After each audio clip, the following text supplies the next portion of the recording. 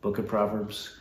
And I hope that this has been a great week for you as you're going through, and we still have another day together reading through, and now we're into chapter 11 to 13.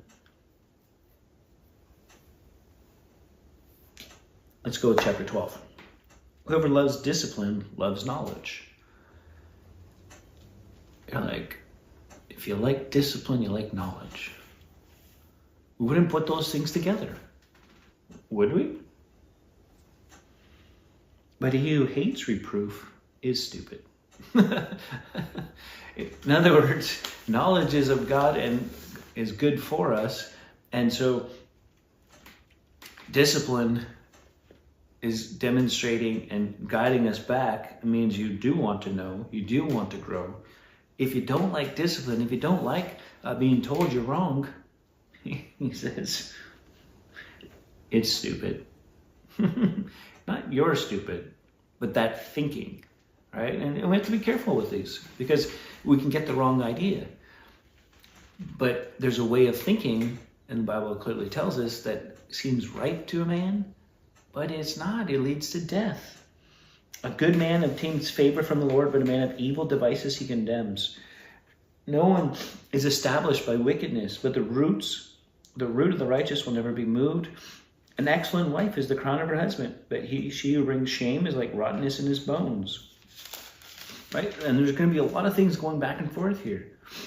Verse 8, a man is commended according to his good sense, but one of twisted mind is despised. Better to be lowly and have a servant than to play the great man and lack bread. Whoever is righteous has regard for the life of his beasts, but the mercy of the wicked is cruel.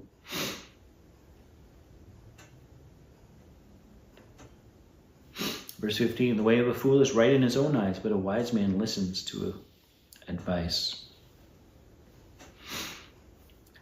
As you go through these Proverbs, there might be days, there might be just lines that just jump out at you.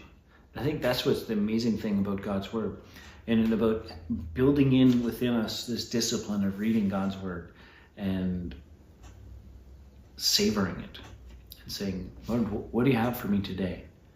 All right? Because first of all, we know that it wasn't written about us, but it's written for us, and it's God's unfolding story of relationship and love to us and for us, and it points to Jesus in the Old Testament. And so all these little statements, all these proverbs, these little nuggets of wisdom, we can choose to take in and say, God, apply this to my life. Show me how this works out. And you could spend a long time just with one chapter, right? Just walking through some of the different this or that type things and watch and see what God would do as you commit to saying, God, this little thing, right? The hand of the diligent will rule. The slothful will be put to forced labor. Anxiety in a man's heart weighs him down, but a good word makes him glad.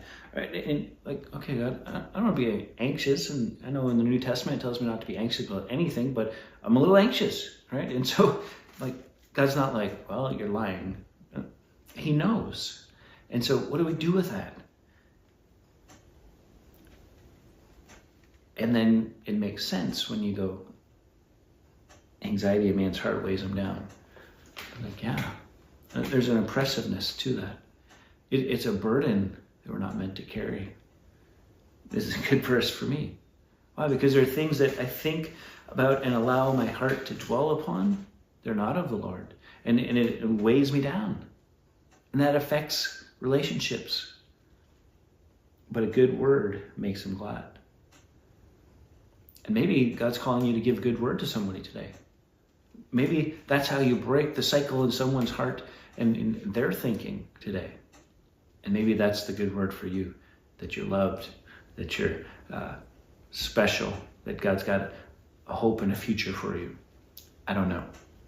But when we hear and we dedicate ourselves to understand and to be transformed by the renewing of our mind, this is what it means. This is allowing God's word to dig deep and to settle in and not just be pithy statements, but to really change us from the inside out.